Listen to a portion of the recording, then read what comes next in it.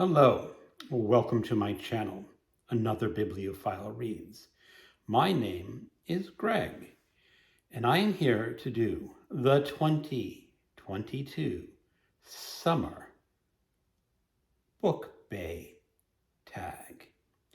This tag was created by MJ Reading This Life, and I was tagged by Mark at BookTime with Elvis. Like Mark, I sort of have a problem with the word bay. I just can't help but giggle, and I try to keep the complete sang-froid when I say bay, but it's hard. It's just not something it's not a word that I would normally use. And he was the same way, and he got tagged, and he sort of evilly tagged me. So I'm going to take up that challenge, and we'll see what I can do with the Summer BookBea Tag. This tag has 12 prompts.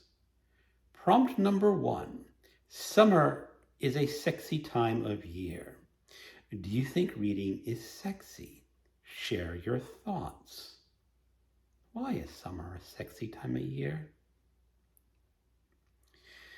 When you go to the beach in the summertime, I don't see lots of young girls in thongs.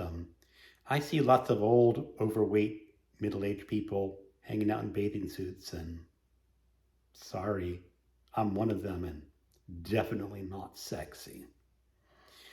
But is reading sexy? No, I don't think reading is sexy. It's an introvert thing to do.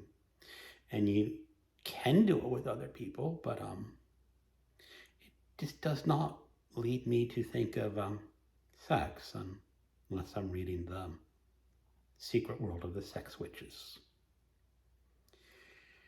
Prompt number 2, random meetings. What fictional character or author would you enjoy meeting at a backyard party / cookout? Well, I don't go to many cookouts, but I do go to a few.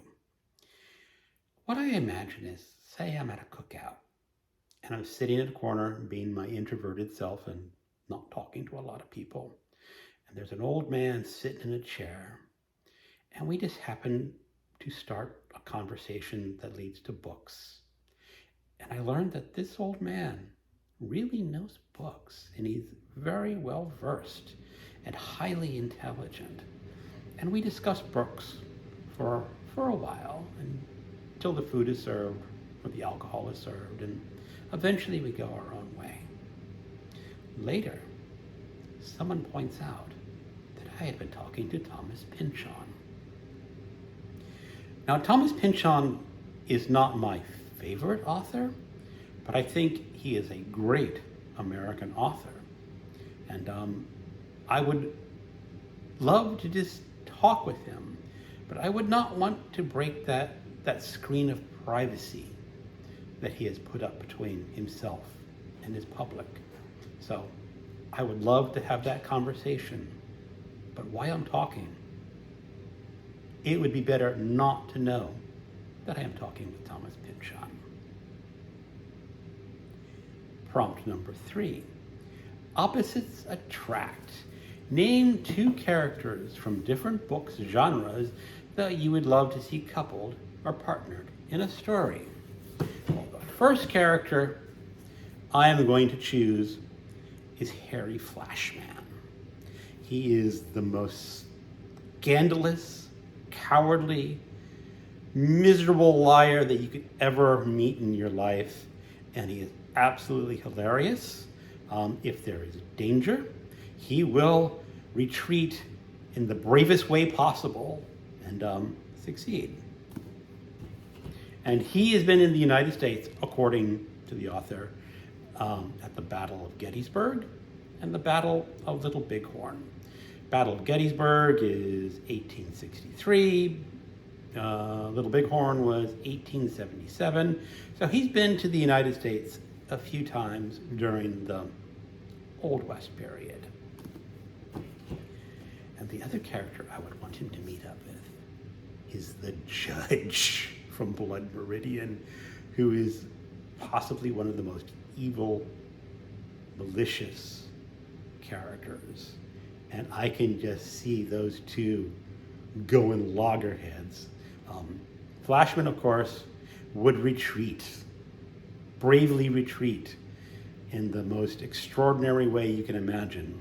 And the judge would be fuming, and he would want to be doing something horrible to Harry Flashman. And of course, Flashman's going to get away. And I don't think Flashman would be able to injure or kill the judge, but he could definitely escape the judge, and the judge would be just so angry and so unable to do anything to Harry Flashman.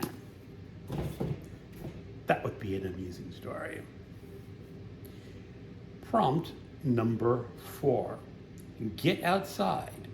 Do you enjoy reading outdoors? Sometimes. The weather has to be good.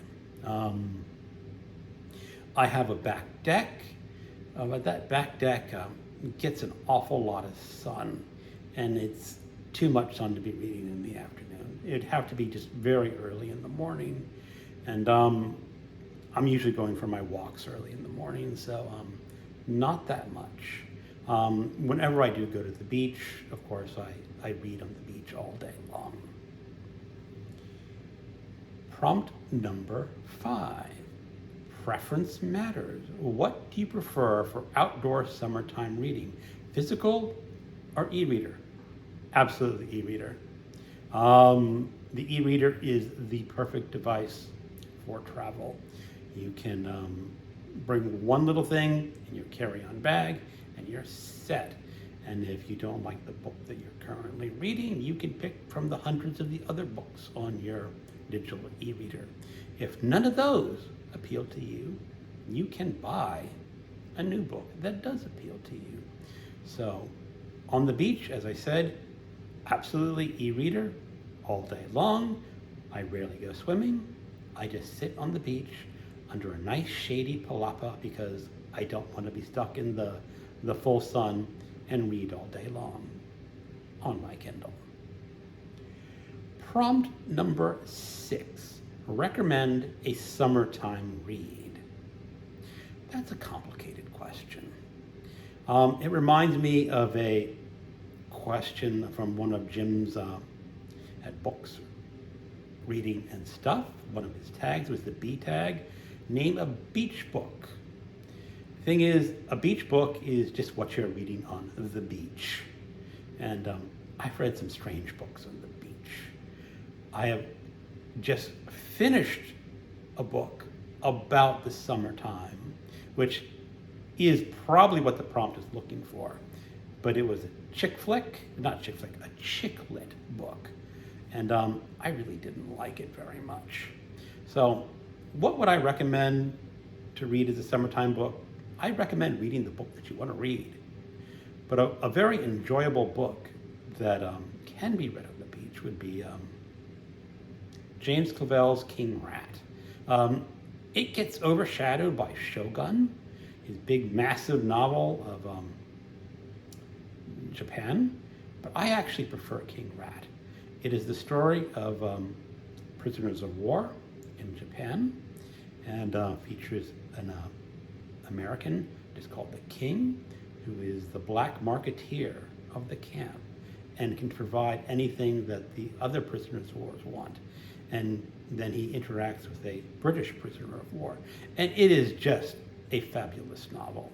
There are not a whole lot of women characters in this book because they're prisoners of war in Japan and not many women in a prison camp. Prompt number 7. What is your favorite summertime beverage? Sweet tea. You cannot drink enough sweet tea. Prompt number 8. Where is your favorite vacation holiday destination? Well, this is a problem. My wife and I do not have kids, so we rarely went on vacation during the summertime. We were wintertime vacation folks. And over the past 10 years or so, our favorite place is the Mexican Riviera, where you go down where it's wintertime where you live, and you have a nice sunny place on the beach to read your books on the Kindle. If I had to pick a summertime vacation spot, I would pick Alaska.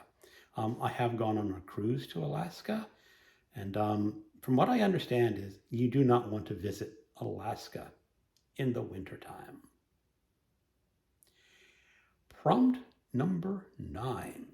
Recommend a book in a unique or exotic location. I am going to pick The Blind Earthworm in the Labyrinth. And this is, watch me grossly mispronounce the author's last name, Viraporn Nitaiparapa. This is a novel translated from Thai. Thailand has a very robust literary tradition, and almost all of it is unavailable in English. This is one of the few Thai novels that I have found translated into English. And that alone should be enough for most people to want to seek this out if they want to experience Thailand in a way other than eating Thai food. And by the way, I love Thai food. It is the story of two sisters who fall in love with a young man. And it sort of follows the tradition of Thai TV romances, but it's more of a parody of the Thai TV shows. It's hard for me to figure out what is parody and what is just a literary extension because I just don't know that genre. It is completely unknown to me. But when I read this, I read it and really enjoyed it. And oddly enough, there's a lot of references to classical music, Western classical music. And when they was discussed in the book, I went to my music collection and had to listen to some of these or download the music off the internet because I just wanted to relate to the music that the characters were relating to. So if you want a book about Thailand, I think this is one of your few choices, and it's a good choice. Prompt number 10. Have you ever asked a total stranger what they are reading or have given a book recommendation to a stranger in person? If yes, do you remember what it is? I don't do a lot of discussing books with real people, mostly because very few people read a lot of books. And when you do meet someone, they tend to have vastly different tastes. I do remember, not a total stranger, but a colleague at one of my former places of employment, and we started talking about books, and he was a big reader, but his favorite author was a fantasy author called Jim Butcher. And I had read 2 books by Jim Butcher, and by the second book, I had totally given up on this author. And it's kind of hard to tell your colleague that your favorite author is kind of a turkey. But, that's why you don't discuss books with strangers. Prompt number 11. Recommend a new BookBea Booktuber under 100 subscribers. I actually was going through my subscribers before this, and I couldn't find any that were under 100. The closest I came was a new booktuber called It Came From the Page, who is very excited about trashy books and novelizations, and he's really fun to watch. But he has about 175. So just say I'm really bad with math, and let's go with It Came From the Page. Prompt number 12. Name 3 Booktubees to do this tag. Well, I'm going to do Jim's books, reading, and stuff. I'm going to do Book Time with Ryan and Revenant Reads. So you can all give your interpretation of reading the Summer BookBea Tag if you want to. If not, skip it. Thank you everyone for watching. Goodbye.